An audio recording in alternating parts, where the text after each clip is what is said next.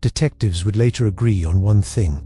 She wasn't the first victim, she was just the one who noticed. And the moment she did, everything he had hidden began to collapse. Emily was the kind of person you'd call steady. She had her routine, a morning coffee at the same small cafe, a job she was good at, and a close circle of friends who knew her inside and out.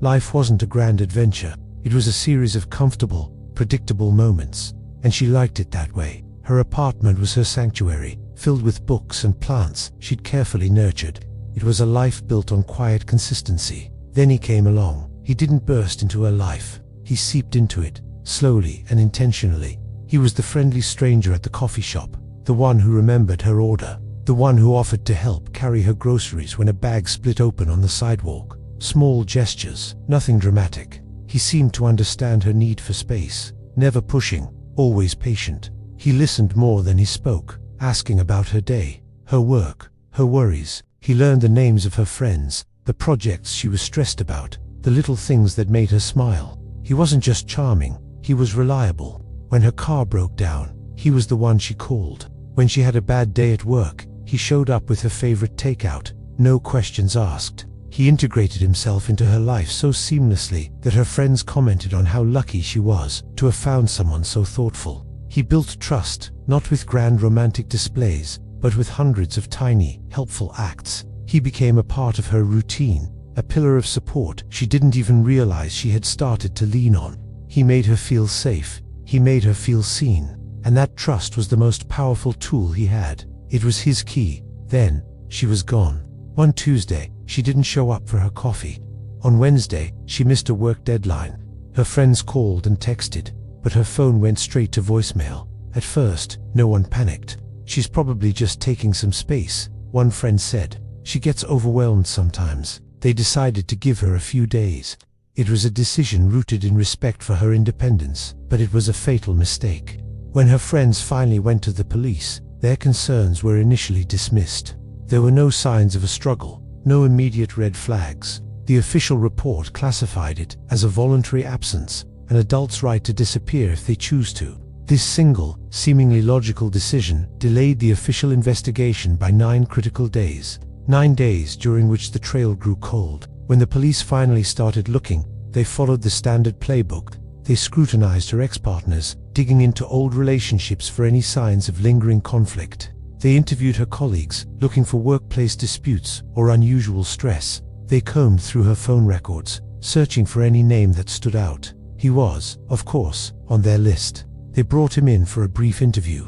He was the picture of concern, calm, helpful, and visibly worried. He provided a clear timeline of his last interactions with Emily, his answers precise and his demeanor cooperative. There was absolutely nothing to tie him to her disappearance. He was just the concerned friend, the helpful neighbor. With no other leads, the case stalled. Emily's file was placed in a growing stack of unsolved disappearances, another face on a long list of people who had simply vanished. Weeks turned into months. The case was cold, all but forgotten by everyone except a junior detective who couldn't let it go. This detective started rereading the initial interview transcripts over and over again. And then, he noticed something. A tiny crack in the perfect facade. In his first interview, the man had mentioned Emily was worried about a bank transaction, a detail the police hadn't even discovered yet. How did he know that? He had also described which specific days Emily was most stressed at work, correcting the timeline the detectives proposed. He knew her schedule almost too well, and he spoke about her in the past tense, just once, but it was there. Each detail on its own was nothing. A slip of the tongue, a good memory, but logged together, they formed a question mark. A quiet, persistent whisper that said something was wrong here. That small whisper was enough to trigger a new phase of the investigation, one that moved away from Emily's social circle and into the cold, hard world of numbers. The department brought in a team of forensic accountants. This wasn't about big, obvious thefts. This was about finding a ghost in the machine. For months, they meticulously analyzed Emily's financial history, and they found it. A series of tiny, almost unnoticeable money transfers, each one just small enough to fly under the radar. These transfers led them to accounts opened in different cities under different names. As they followed the money trail, they uncovered a shocking pattern. The same small-scale financial drain had happened to other women who hadn't vanished, but had quietly ended relationships, embarrassed and confused about where their savings had gone. The detectives later said this was the moment the case stopped being about one missing woman and started being about a predator who had been hiding in plain sight for years.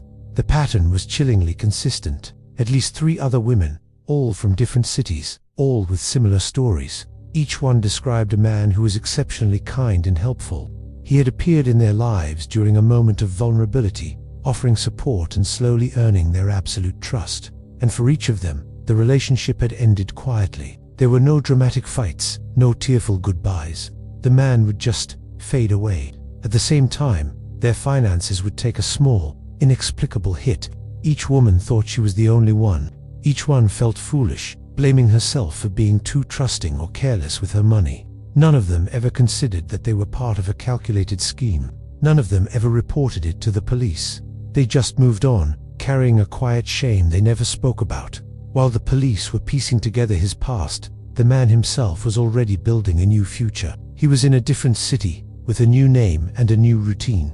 He was already frequenting a new coffee shop, smiling at a new stranger. He was laying the groundwork, patiently, for his next victim. From the outside, it looked like he was going to get away with it. The investigation was happening in the background, a silent, invisible web being woven around him. The police said nothing, gave no public statements. They watched and they waited. To anyone observing, it would seem as if the world had forgotten Emily, and the man who moved through life like a shadow was once again free. The breakthrough came from the archives. A detective, connecting the financial patterns, decided to reopen an old, forgotten case file from years prior. A woman who had disappeared under eerily similar circumstances. Her case had also gone cold, labeled a voluntary absence. But when the financial analysts looked at her records, they found it, a transfer to the very same ghost account. The same method, the same financial signature. And when they cross-referenced her life from that time, they found him, the helpful friend, the concerned neighbor, the same man. Now, they had the final link. This wasn't just about financial fraud anymore. It was about a repeating pattern of disappearance. It was time to move. There were no flashing lights, no dramatic car chase. The arrest was quiet, almost anticlimactic. It happened on a normal Tuesday morning, just as he was leaving his apartment. 2 detectives approached him, no weapons drawn. They just knocked on his door. He opened it, and for the first time, his calm, composed expression faltered. He saw the look in their eyes and understood. There was no confusion, no denial, just the cold, sinking realization that his system had failed.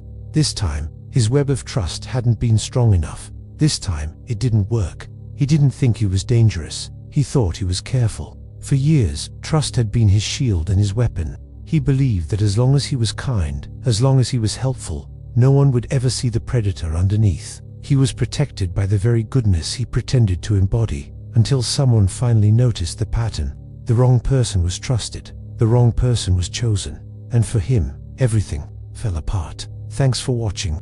If this story resonated with you, please consider subscribing for more deep dives into the shadows of human nature. Stay safe out there.